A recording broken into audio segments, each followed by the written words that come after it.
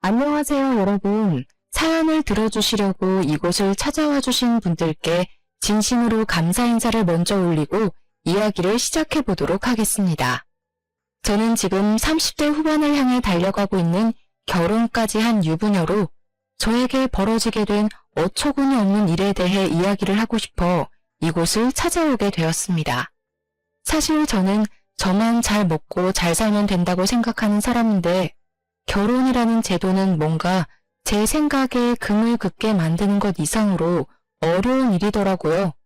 저와 남편 우리 두 사람만 행복해서는 안 되고 그 주변인들까지 모조리 다 챙기고 눈치를 봐야 하는 상황이 몇 번이나 생기게 되니까 참 형용할 수 없는 기분이 들었습니다.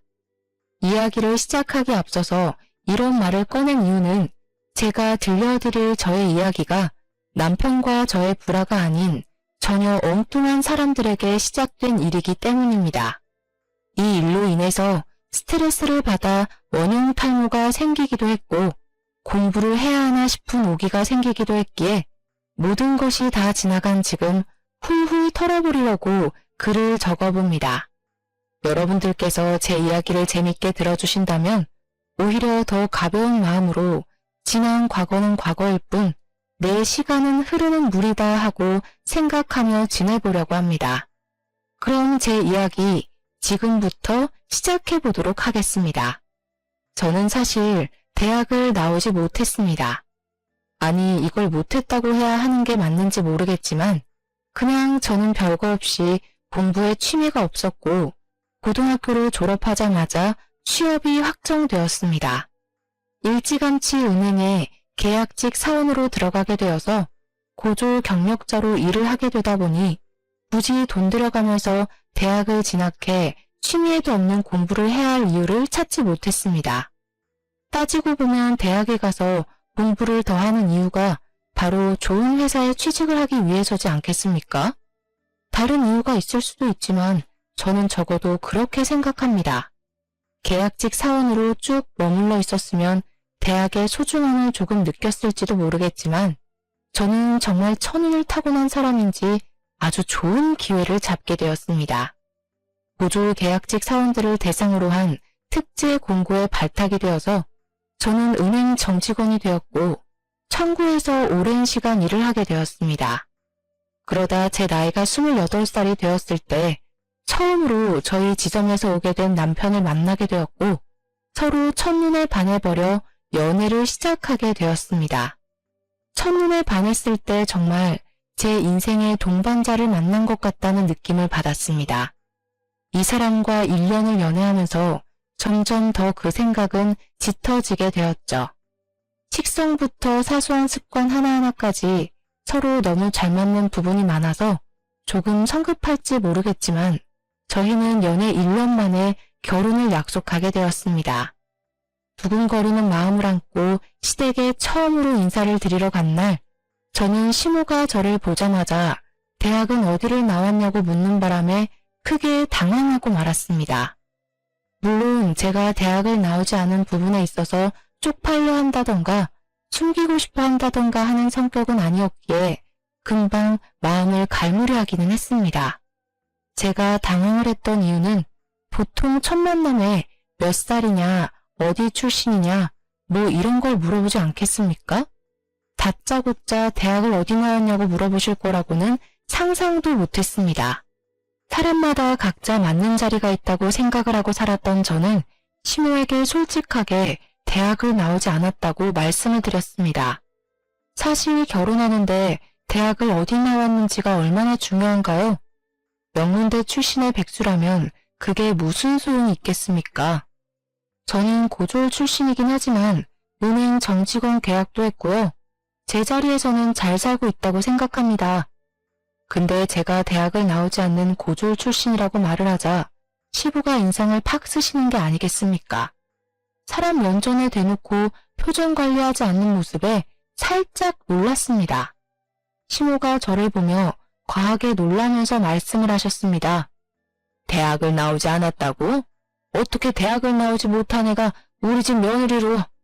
그러시면서 말끝을 흐리고 시부를 바라보시는데 알고 보니 시부가 한의대를 졸업한 한의사더라고요. 그래서 공부, 학벌 이런 거에 상당한 자부심이 있는 사람이었습니다. 그도 그럴 게 우리 남편도 꽤 명문대를 졸업한 은행원이고 시동생도 회계사로 일을 하고 있었습니다. 시댁 식구들이 전부 학벌이 좋은 편에 속하니까 아무래도 대학을 졸업하지 않은 제가 탐탁지 않아 보일 수도 있겠다 하는 생각이 들긴 했습니다.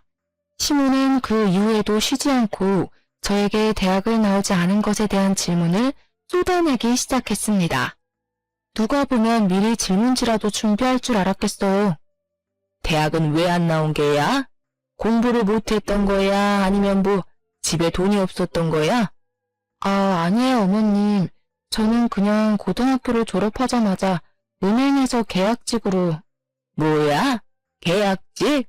지금 계약직으로 일을 하고 있다는 소리야? 말이 끝나지도 않았는데 제 말을 잘라먹더니 너무 큰 소리로 계약직인 게 사실이냐고 남편을 한번 째려보고 저를 또 한번 보시고 하더라고요. 제 말을 끝까지 들어주셨더라면 이런 오해가 쌓이지도 않을 텐데 중간에 말을 잘라먹고는 저에게 해명 한번 해봐라 하는 태도로 일관하는 시부모가 참 경우 없게 느껴졌습니다. 아니요, 저 지금 정직원이 맞고요. 아니 엄마, 보졸이면 어떻고 계약직이면 어때서 자꾸 잡아먹을 듯이 말을 하세요? 엄마는 고등학교 졸업장도 없잖아. 중퇴잖아, 중퇴. 학벌 가지고 뭐라고 물어뜯을 생각하지 말고 지금 어떻게 사는지 어떤 성품인지를 먼저 보시란 말입니다. 어떻게 어른이 되어서는 젊은 세대보다 보는 눈 없는 사람처럼 행동을 하세요? 저는 남편의 말에 솔직히 황당스러움을 느꼈습니다. 시모는 고등학교 졸업도 나중에 따로 검정고시를 봐서 인정받았다고 하더라고요. 본인도 학력이 그렇게 좋은 편이 아니면서 저한테 학력 가지고 한 소리 한 게 억울하게 느껴질 정도로 기분이 많이 상했습니다. 제 표정이 살짝 굳어지자 시모는 당황해하면서 본인의 변명을 하기 시작했습니다. 우리 때에는 여자가 공부는 무슨 공부냐 하면서 돈 벌어오는 게 당연하던 시대였다. 중졸로 사는 게 당연한 거였다. 이 말이야. 대학은커녕 고등학교에 진학하는 것도 사치였는데 요즘 시대는 그게 말이나 되는 소리니? 유학까지 턱턱 다녀오는 마당에. 그때부터 저는 시모의 말이 가소롭게 들리기 시작해서 아무 대꾸도 하지 않고 그냥 흘려듣고 있었습니다. 제가 별 반응이 없자 시모는 제가 자기를 무시한 거라고 생각이 들었는지 발끈하며 저를 계속 공격하듯이 말을 하시더라고요. 그래도 대학을 안 나온 건 좀 그렇구나. 지금 자기 자리에서 일만 잘하면 되는 거 아닐까요? 대학이 뭐가 중요하겠어요. 대학 나온다고 집안 살림 잘하는 건 아니잖아요. 제가 한마디 하자 시부모 둘 다 꿀먹은 벙어리가 되어서 괜히 헛기침만 하면서 식사를 하시더라고요. 어색했던 만남이 무색할 만큼 시간이 빠르게 흘러 저와 남편은 결혼을 하고 신혼생활을 만끽하고 있었는데 시작과 동시에 자꾸 시모가 저를 불러내기 시작했습니다. 저에게 말도 안 되는 시집살이를 시키곤 했는데 남편이 겉절이를 좋아하니까 매번 겉절이를 묻혀서 내놓으라고 강요를 하기도 했고요. 밥 먹는 시간만 되면 전화가 와서는 반찬을 뭘 먹냐고 저와 남편에게 대놓고 물어보면서 잔소리를 하기도 하셨습니다. 하루는 일이 바빠 배달 음식이라고 시켜 먹게 되면 어떻게 몸에도 안 좋은 환경 호르몬이 가득한 배달 음식을 시켜 먹을 수 있냐며 집에서 신부 수업도 안 받냐고 잔소리를 하셨고요. 비법 양념을 알려줄 테니까 시댁에 와서 요리를 배워가라고 하셨고 시골에서 과일 좋은 게 올라왔으니 과일 한번 깎아보라고 눈에 쌍심지를 켜고 지켜보기도 하셨습니다. 저에게 대학을 나오지 못했으니까 살림살이를 빨리 배울 수나 있을지 걱정이 된다면서 대학 타령을 하루 종일 하시는 게 아니겠습니까? 아니 대학에서 요리하는 법, 과일 깎는 법, 세탁기 돌리는 법이라도 알려준다는 건지 뭔지. 하도 저한테 잔소리를 해대니까 저도 스트레스를 받긴 했는데 저보다 저희 남편이 더 스트레스를 받는 건지 있는 대로 신경질을 내면서 시모를 말려주었습니다. 그런데 그거 아시죠? 평생 키운 아들이 엄마 편 안 들고 마누라 편 들으면 엄청 서운하다고 우리 시모는 남편이 제 편을 드는 게 서운했었나 보더라고요. 계속해서 저만 보면 가만히 내버려 두질 못하고 이리 시켜먹고 저리 시켜먹고 악순환의 반복이었습니다. 하루는 대학 타령하는 시모에게 제가 결국 참지 못하고 한마디 하고 말았습니다. 어머님, 경력이 중요한 거 아니겠어요? 그게 무슨 말이니? 어머님도 대학 안 나오셨는데 살림 잘하시잖아요. 이게 바로 경력이라는 거죠. 너 지금 나 무시하니? 제가 어머님을 왜 무시해요? 칭찬한 건데. 저랑 어머님이랑 둘 다 고졸이니까 저도 어머님처럼 잘하겠죠. 시모의 얼굴이 불그락푸르락해졌지만 대학을 가지고 더 말을 하지 못하고 부들부들거리고 있었습니다. 솔직히 저도 시모랑 유치하게 싸우고 싶은 마음은 전혀 없었는데 자꾸 학벌 가지고 한 소리 하니까 저도 더 이상 참을 수가 없더라고요. 그 이후에도 남편이랑 주말에 같이 시댁에 가면 한의사라는 부심이 있는 시부가 제 학벌을 가지고 한 소리 하고 싶어 하는 게 눈에 빤히 보였습니다. 하지만 저도 한 성격 하는지라 지지 않고 맞서기 시작했더니 저한테 대놓고는 말을 못하시고 시모한테 잔소리를 하시더라고요. 시모랑 저랑 같이 장을 보고 왔는데 물건값 계산이 잘못돼서 시모에게 다시 갔다 와야겠다고 말했더니 시모가 저를 나무라셨습니다. 너는 은행식이나 다니는 애가 이런 걸 똑바로 챙겼어야지. 옆에서 멀뚱멀뚱 서 있기만 하니까 이런 실수가 생기는 것 아니니? 대학을 안 나와서 그런가 댐이 부족한가 보지. 어찌 된 게 부부 사이의 사이가 아주 돈독하네. 둘 다 고졸이라 그런가? 그런 식으로 한의대 출신이라고 본인 스스로를 추켜 세우는데 솔직히 나이고 뭐고 저게 뭐하는 짓인지 아주 꼴불견이었습니다. 저는 결혼한 지 몇 개월 되지 않아 시댁에 가는 발길을 서서히 끊으려고 준비를 했습니다. 아무리 남편이 제 편을 들어준다고 해도 시부모는 끄덕도 하지 않고 저를 고졸 출신 은행원이라며 무시하기 바빴거든요. 물론 저도 그런 시부모에게 타격을 받는다거나 제 스스로 무너진다거나 하지는 않았지만 매일 바뀌지 않는 레퍼토리에 익숙해질 필요도 없으니 시댁에 방문하기를 꺼려 했습니다.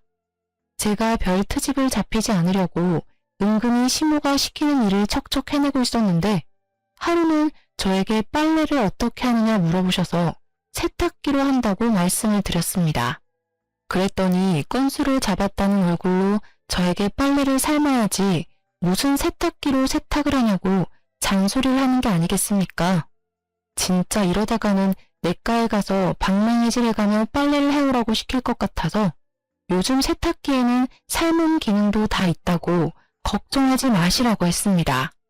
그랬더니 고졸이라서 깨끗하게 빨래를 하는 방법을 모른다고 하면서 저를 무시하려고 하시길래 너무 어이가 없어서 저도 참지 못하고 또 질러버렸죠. 어머님 고졸인 거랑 세탁기 사용하는 거랑 무슨 상관이 있어서 학벌을 들먹이시는 거예요? 학교를 제대로 나오질 않았으니 인성이 저 모양이지. 어찌 된 게 시부모 무서운 줄 모르고 저리 망아지처럼 날뛰냐? 그러면서 방으로 쏙 들어가려고 하시는데 남편이 인성을 울리는 것에 화가 났는지 시부를 따라 들어가서 한마디 하더라고요. 자기 자리에서 열심히 일을 하고 있는 사람에게 칭찬을 해주진 못할 망정 인성 운운하면서 거들먹거리는 게 어른이 할 짓이냐고 말이 너무 심하다고 말입니다. 저는 그 일을 계기로 시댁에 가는 발걸음을 티나게 줄였고 시댁에서도 저에게 오라는 말을 하지 않으시더라고요. 하지만 방문만 하지 않은 것이지 시모는 틈만 나면 저에게 전화를 해서 본인이 얼마나 멋진 엄마였는지를 자랑하기 시작하셨습니다. 시부는 한의학을 전공했으니 공부부심을 충분히 부를 수 있다고 100번 양보해서 생각을 할 수 있었습니다. 남편도 명문대 출신 은행원이고 시동생도 회계사니까요. 시부의 머리를 물려받았다고 생각할 수도 있는 부분이긴 한데 자부심은 시모가 100배는 더 부리고 있었습니다. 본인 아들들을 이 자리까지 키워놓은 게 다 자기가 쉴 틈 없이 내조를 해서 그런 거라며 저에게 고졸 출신이라 연봉도 적은 거 아니냐, 집에서 애나 키우고 살림이나 하라고 잔소리를 하셨습니다. 다른 건 몰라도 제 직업까지 거들먹거리니까 저도 어이가 없더라고요. 저 정직원 은행원이고 저도 남편도 저랑 같은 은행원이니까요. 어머님, 제 연봉이 얼마인지 아시고 그런 소리 하시는 거예요? 저 올해로 은행에서 일한 지 10년 차 됐어요. 제가 10년 차라고 말을 하니 시모가 또 어물쩍 넘어가시려고 하더라고요. 저희 남편이 저보다 연차가 더 적거든요.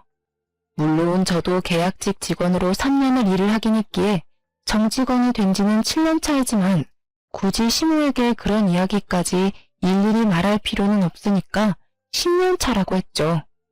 본인도 고졸이면서 저에게 자꾸 고졸하는 게 스스로 마음에 걸렸던 건지 뭔지, 거기다가 시부가 평소에 시모를 학벌로 무시하는 게 눈에 보이긴 했거든요. 시부 입장에서는 저나 시모나 둘 다 고졸인 건 마찬가지였으니까요. 그래서 그런 건지 시모가 어느 날 갑자기 사이버 대학에 입학을 한 것입니다. 솔직히 그 나이에 사이버 대학에 입학을 한 시모가 존경스럽긴 했지만 자기가 이제 사이버 대학을 다니니까 저를 학벌로 더 무시를 하는 겁니다.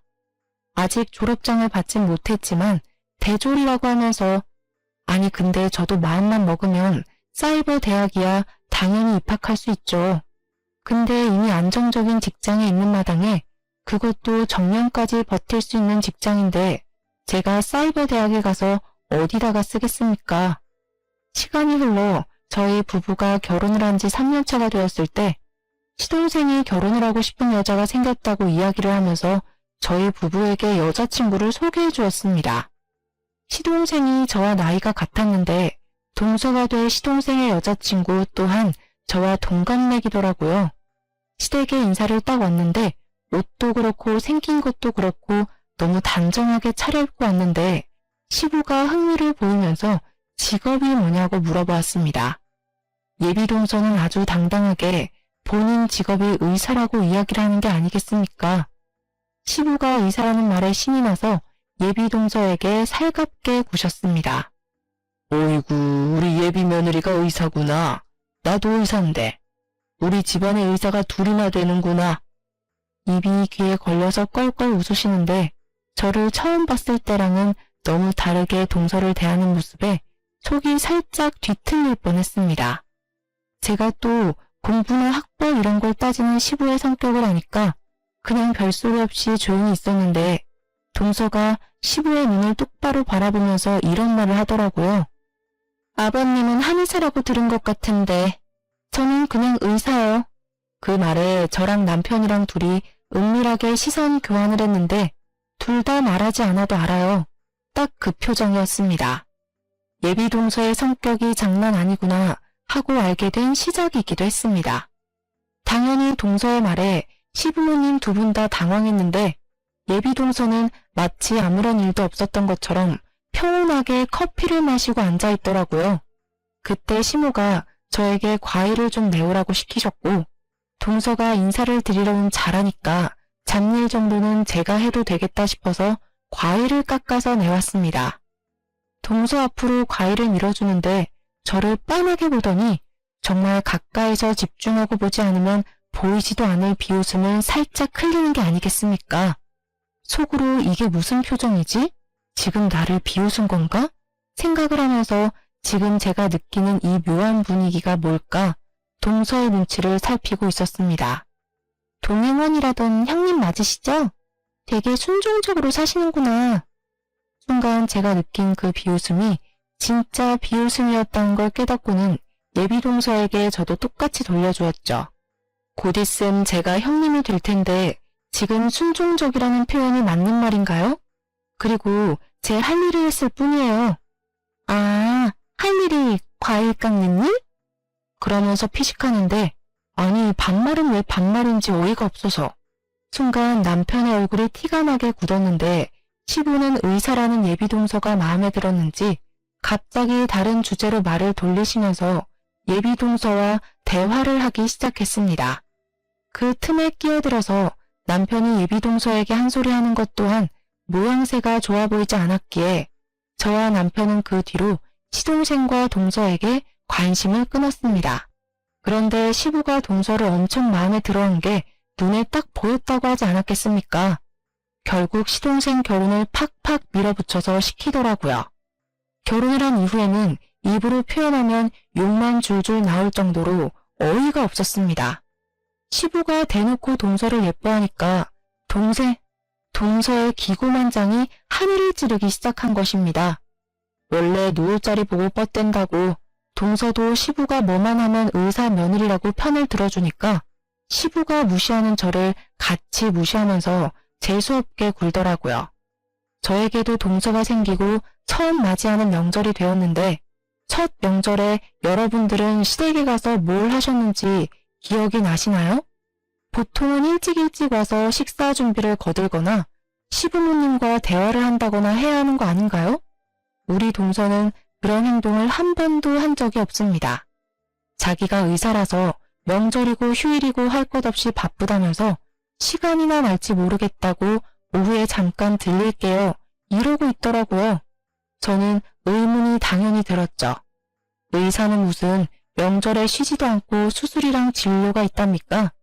거기다가 뭐 대학병원 의사도 아니고 동네 병원 의사였어요.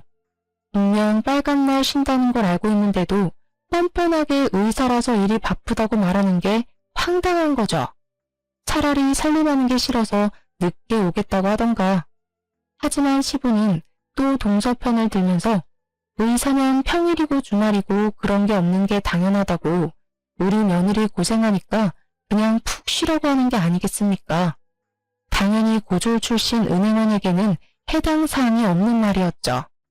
저는 잔소리꾼이 시무 옆에 찰싹 달라붙어서 식사 준비를 다 마쳤더니 동서가 그제야 빼꼼 얼굴을 들이밀더라고요. 근데 그날 우리 남편이 점심을 먹고 체하고 말았습니다. 속이 더부룩하다고 하더니 얼굴이 창백해져서 손발까지 얼음장처럼 차가워졌더라고요. 제가 놀래서 남편의 손발을 주무르고 시부가 한약으로 된 소화제와 손을 따주겠다면서 침을 들고 나와 남편의 손을 따주었습니다. 남편의 손에서 검붉은 피가 줄줄 흘러나오는 것을 보더니 동서가 기겁을 하는 게 아니겠습니까? 정말 한 글자도 틀리지 않고 이렇게 말을 하더라고요. 아니, 미개하게 왜 바늘로 손을 따는 거예요? 위장약 먹으면 금방 소화가 될 텐데 민간요법이니 뭐니 하면서 침 놓는 거 정말 이해가 안 되네요. 아니, 시부한테 어떻게 미개하다는 표현을 쓸 수가 있습니까? 시부는 자기 귀로 들은 게 맞냐는 표정으로 동서를 바라보고 시모 표정도 완전히 썩어 들어갔습니다. 그것뿐이라면 사실 동서에 대한 이야기를 이렇게 줄줄이 늘릴 필요도 없죠. 동서는 바쁘다면서 명절이고 시부모 생신이고 뭐고 집안일에 도움이 되는 일은 한 적이 없습니다. 얼굴을 비추는 것도 모든 상이 다 차려진 다음에 마치 자기가 주인공인 것 마냥 뒤늦게 도착해서 말뿐인 사과를 건넬 뿐이었습니다. 제가 몇 번을 넘어갔지만 더 이상은 봐주면 안 되겠냐는 생각에 동서를 붙잡고 이야기를 했습니다. 아무리 그래도 명절이랑 시부모 생신 때는 제때 나타났으면 좋겠다고 말입니다. 형님, 손윗사람만 유세를 떨고 싶긴 한가 봐? 나 박간이라는 사람이야. 의사라고 의사. 남들이 어떻게든 며느리 붙잡고 싶어하는 사람이 바로 나라고. 동서가 의사인 건 잘 알지. 의사고 나부랭이고 뭐고 집안 행사에 늦지 말라는 게 어려워? 의사가 뭐 병원에서 진료만 보고 쉬는 줄 알아? 내가 바빠서 이런 시간도 겨우 내는 건데 앞으로 이 시간도 내면 안 되겠다. 제가 동서를 붙잡고 이야기를 하고 있었는데 뒤에서 시모가 이야기를 듣고 있었나 봐요. 어이가 없다는 듯이 허하고 헛기침을 내뱉자 동서가 시모한테 가르치듯이 어머님, 엿들이시면 안 되죠. 하는 게 아니겠습니까? 제가 동서한테 아무리 나이가 같다고 하지만 제가 손윗사람이니 반말은 하지 말았으면 좋겠다고 했더니 저에게 인상을 쓰면서 이게 말로만 듣던 시집살이냐고 묻더라고요. 누가 들으면 정말 제가 일방적으로 괴롭혔다고 생각하겠더라고요. 그 뒤로 동서는 2년이라는 시간이 흐르는 동안 집안 행사에 참여하다기보다 돈으로 해결을 하려고 했습니다. 시부가 한의사로 오래 일을 했고 한의원 운영이 잘 돼서 돈이 부족한 살림은 아니었단 말입니다. 그런데도 당당하게 동서는 돈봉투를 들이밀더라고요. 동서도 의사니까 얼마나 용돈을 드리는지 궁금하기도 하고 해서 슬쩍 시모한테 물어봤는데 올해도 참석 못해요 라고 당당하게 말을 하면서 용돈 액수는 10만원, 20만원 들어있는 게 끝이라고 흉을 보시더라고요. 생신날에도 고작 10만원 넣어서 줬대요 글쎄. 시부모가 오죽하면 그 돈봉투를 돌려주면서 차라리 제때 와서 일을 하고 거들었으면 좋겠다고 했더니 동서가 자기는 의사라 바빠서 안 된다고 딱 잘라 말하더래요. 시부가 열이 받아서 나도 의사야 했더니 동서가 깔깔 웃으면서 양약이랑 한약이랑 같냐고 대묻는 바람에 시부 넋이 완전히 빠졌다고 했습니다. 저는 진짜 동서에게 다른 의미로 박수를 쳐주고 싶었어요. 머리에 꽃을 꽂은 년이 따로 없지 않겠습니까? 그렇게 점점 막장으로 치닫는 시댁과의 관계가 6년째 이어지고 있었던 어느 날, 저는 30 중반이 되었고 남편과 고민 끝에 임신 계획을 세우고 임신에 성공을 하게 되었습니다. 사실 결혼 6년 차에 아이를 가지게 되었으니 많이 늦기도 했고 시댁에서도 아이를 정말 오랜 시간 기다려 오셨거든요. 바로 이야기를 할까 말까 고민을 하긴 했지만 아직 안정기에 접어들지 않았으니 초기 단계에는 비밀로 하는 게 오히려 좋겠다는 생각이 들었습니다. 그런데 때마침 시부모님이 저와 남편을 불러서는 왜 임신 소식이 없는 거냐고 서로 몸에 이상이라도 있는 거 아니냐고 물어보셨습니다. 그런데 타이밍도 기가 막히게 그날 저녁에 동서가 평소에 절대로 먼저 방문하지 않는 시댁에 방문을 해서는 의기양양하게 임신 소식을 전하는 게 아니겠습니까? 저를 바라보면서 마치 일부러 안쓰럽다는 식으로 이야기를 하는데 딱 봐도 저에게 자랑을 하고 싶어서 안달난 사람처럼 굴었습니다. 형님네가 아직 아이 소식이 없는 걸 봐서는 좀 문제가 있으신 게 아닌가 싶기도 한데 저희라도 빨리 아이를 가져야 하지 않겠어요? 아, 형님 다음 주 토요일에 혹시 무슨 일 있으세요? 제가 그날 출근을 해야 돼서 이삿짐 들어오는 걸 봐줄 사람이 없거든요. 저희가 아이도 생기고 해서 큰 집으로 이사 가기로 했어요.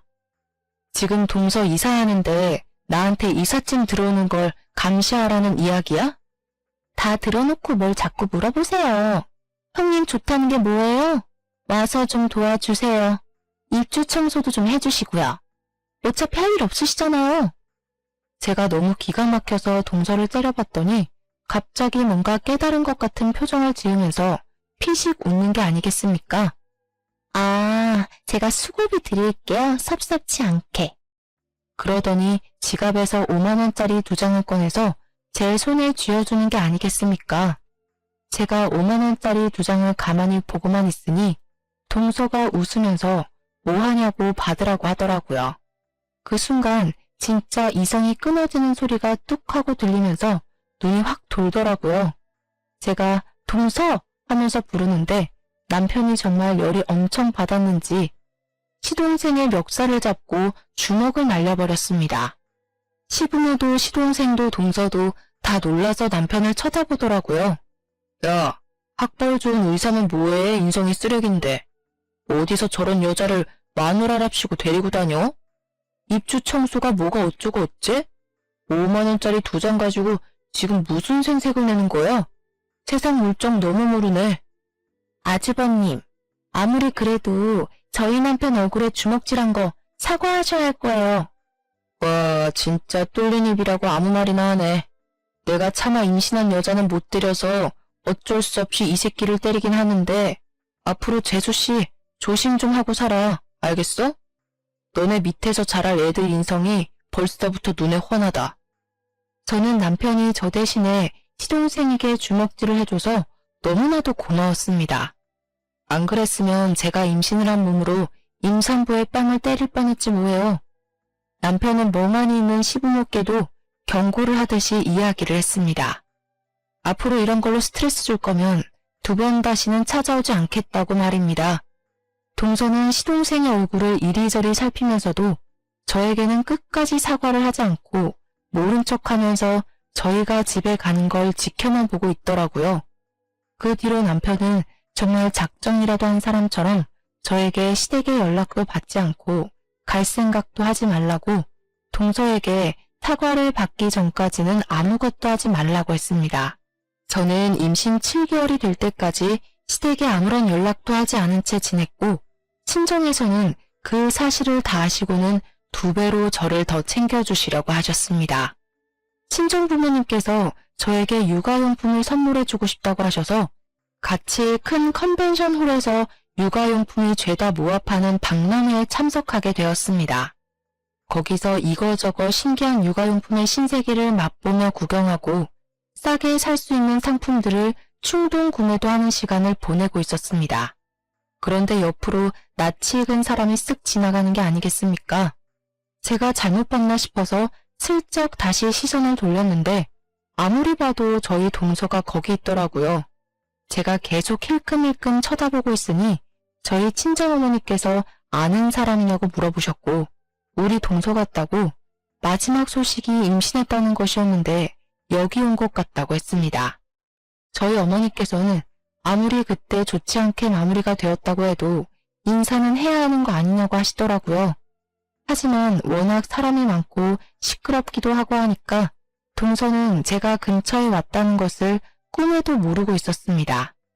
거기다가 동서는 물론 시댁에서도 제가 임신을 했다는 걸 모르고 있었기 때문에 그 장소에 제가 앉을 거라고는 상상도 못한 거죠. 그리고 저는 여기서 아주 이상한 상황을 목격하게 되었습니다. 글쎄, 동서 옆에 웬 모르는 남자 하나가 있지 않겠습니까? 처음에는 멀리서 보고 시동생인 줄 알았는데 아니더라고요. 시동생 체형과 완전 다른 처음 보는 남자와 같이 있더라고요. 근데 둘이 팔짱을 꼭 끼고 있는 겁니다. 저는 몇 번이나 눈을 비벼서 확인했고 친정 어머니께서는 결혼식 날 보고 보지 못했던 시동생의 얼굴이 가물가물한지 사돈총각 맞냐고 물어보시더라고요. 저는 멍한 얼굴로 친정 어머니께 우리 시동생이 아니라고 처음 보는 사람이라고 말을 했더니 저만큼 화들짝 놀라시는 게 아니겠습니까? 둘이 무슨 연인 사이인 것 마냥 다정하게 육아용품을 보고 남자가 계산도 해주고 하길래 저는 놀래서 일단 사진을 찍어 두었습니다.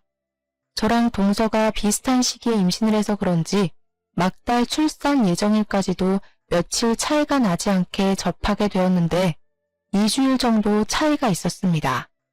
임신 막달이 되어서야 남편이 시댁에 제가 출산을 앞두고 있다는 소식을 전했고 시부모님은 아닌 척하면서도 손주 성별이 뭔지 건강한지 궁금해하셨습니다. 그런데 동서가 예상보다 훨씬 일찍 진통이 왔고 저도 같이 진통이 오는 바람에 같은 날 병원에 가서 출산을 하게 되었습니다. 정말 운명의 장난이죠. 같은 날 손주들이 태어나게 되었는데 제가 2시간 일찍 낳게 되는 바람에 시부모님이 제 병원에 먼저 찾아가서 인사를 하시고는 동선에 출산했다는 말에 달려가셨습니다. 그런데 동서가 어떻게 자기가 진통을 겪고 출산에 임박했는데 형님 병원에 먼저 갈 수 있냐고 서운하다고 시부모한테 짜증을 냈다는 게 아니겠습니까?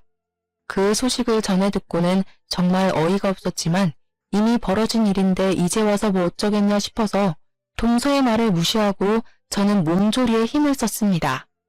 둘 다 조리원까지 잘 다녀와서는 시부 생신이 코앞이라 친생아들을 데리고 시댁에서 식사를 하기로 약속한 뒤 모이게 되었는데 거의 8개월 만에 찾아가니 어색하더라고요. 시부모님도 어색한지 저에게 수고했다고 말은 해주시는데 은근히 제 눈치를 보시는 것 같고 분위기가 미지근한 와중에 동서가 그러는 거예요. 형님은 매번 저에게 밀리기만 하시더니 애는 몇 시간 일찍 나와서 다행이네요. 이런 거라도 이겨야지. 장남의 첫 딸인데. 제가 어이가 없어서 동서를 바라보는데 남편이 옆에서 콧구멍을 벌렁벌렁 거리더라고요. 또 사달이 날 것 같아서 남편의 손을 꼭 잡았습니다. 오늘 아이 낳고 처음으로 찾아온 시댁인데 괜한 분란만 일으키고 싶은 마음은 없었거든요. 근데요, 시부모님께 저는 아직 서운하네요. 저도 아들 낳았고 형님네는 딸 낳았는데 당연히 저한테 먼저 오셨어야 하는 거 아닌가요? 딸이고 아들이고 무슨 의미가 있다고 그래. 의미가 없긴 왜 없어요? 대를 잇는 게 누군지가 중요한 거죠. 형님 어떡해요? 똑똑하니 아들을 낳았어야 했는데 아무짝에도 쓸모없는 딸을 낳았네. 도대체 그 말에 화를 내지 않을 엄마가 어디 있겠습니까? 그렇게 따지면 동서도 저도 시모도 전부 누군가의 딸 아닌가요?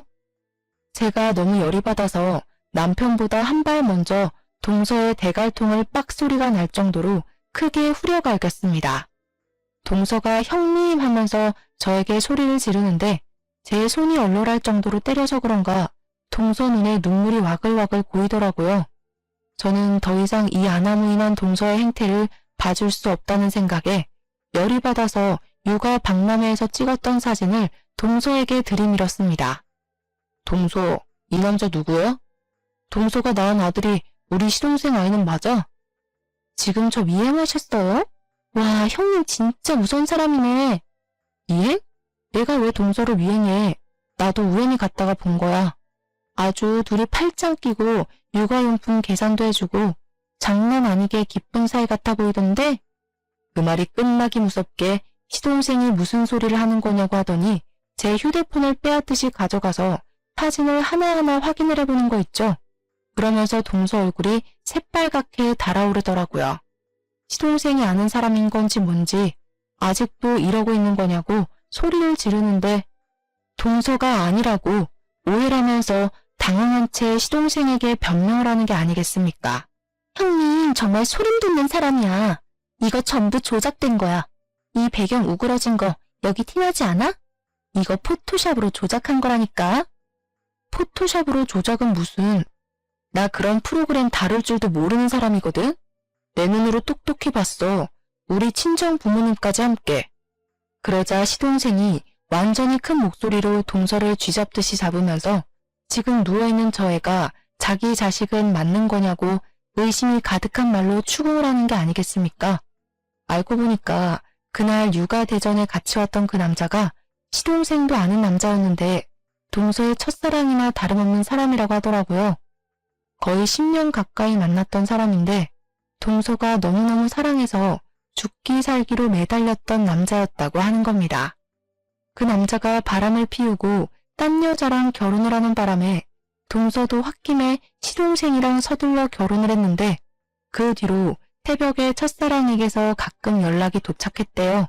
찌질한 남자의 표본을 빼다 박은 그 남자는 동서에게 새벽마다 자니? 라는 문자를 보내기도 하고 그걸 시동생이 몇 번 목격까지 했다네요.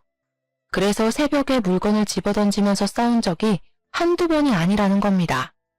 완벽하게 연락도 차단했다 안 한다 안 본다 했는데 둘이 같이 있는 모습을 제가 떡하니 목격하고 사진까지 찍어서 보관을 했던 거죠. 시동생이 동서에게 큰 소리를 떵떵 치면서 저 아이가 내 아이라는 거 못 믿겠다고 유전자 검사를 하겠다고 난리가 났고 동서는 무슨 소리 하는 거냐고 그런 거 못한다고 강짜를 부렸습니다. 이런 식으로 절 엿먹이면 좋으세요? 진짜 음침한 사람이다. 동서가 말을 하는 순간 시동생이 열이 받았는지 동서의 뺨을 갈기더라고요. 뺨을 맞은 동서는 충격을 받아 아무 말도 하지 못하고 멍하니 서 있었습니다. 네가 더 문제 있는 사람이야. 아주 보자 하니까. 유전자 검사 진행할 테니까 그런 줄 알아. 결국 시동생네는 시조카의 유전자 검사를 진행했고 정말 믿기지 않게도 친자 불일치라는 결과를 받게 되었습니다. 당연한 수순으로 시동생은 이혼 소송을 진행했는데 동서가 울고불고 매달리면서 이혼만큼은 죽어도 안 된다고 빌었다는 게 아니겠습니까? 그 첫사랑이라는 놈이 엄청난 논팽이였고 여자라면 사족을 못 쓰는 놈이라 이혼만 3번 했던 전적이 있다고 하더라고요. 동서도 그런 놈이랑 평생 살기 힘들다는 것을 알고 있으니 직업 괜찮고 적당히 사랑할 수 있는 시동생을 골라서 결혼을 했던 거고요. 하지만 시동생이 호구도 아닌데 그런 결혼 생활을 왜 유지하겠습니까? 유책 배우자는 아무런 힘도 없다는 거 다들 잘 아시죠? 재산 분할은 물론이고 위자료까지 전부 받아낼 수 있는 모든 것을 다 받아낸 시동생도 정말 대단하다고 생각했습니다. 동서는 끝까지 저에게 그런 치부를 어떻게 만천하에 드러낼 수 있냐고 따져 물었고 저는 억울해하지 말라고 했습니다. 어이가 없네? 동서. 아니 이제 동서도 아니지. 그러게 왜 바람을 피우고 그래?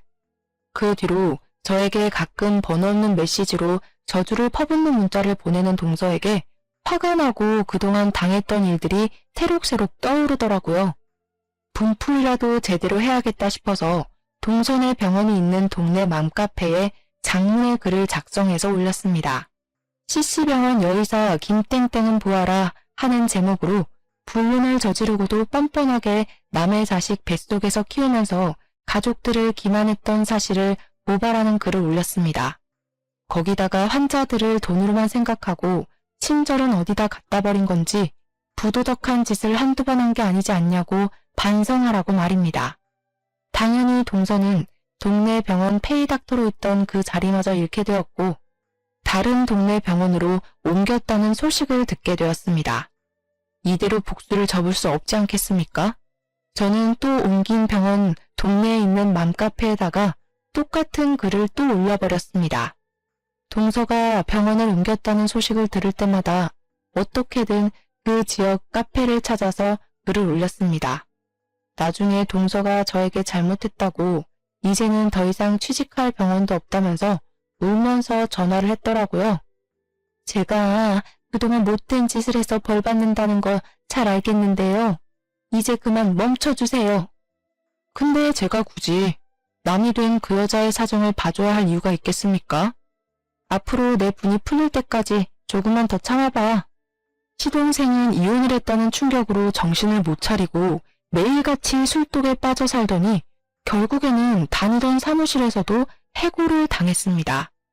시부모님은 우리 잘난 아들이 여자 하나 잘못 만나서 이 꼴이 됐다고 맨날 신세한탄을 하셨고 저는 속으로 고소해하면서 겉으로는 시부모를 위로하는 척했습니다.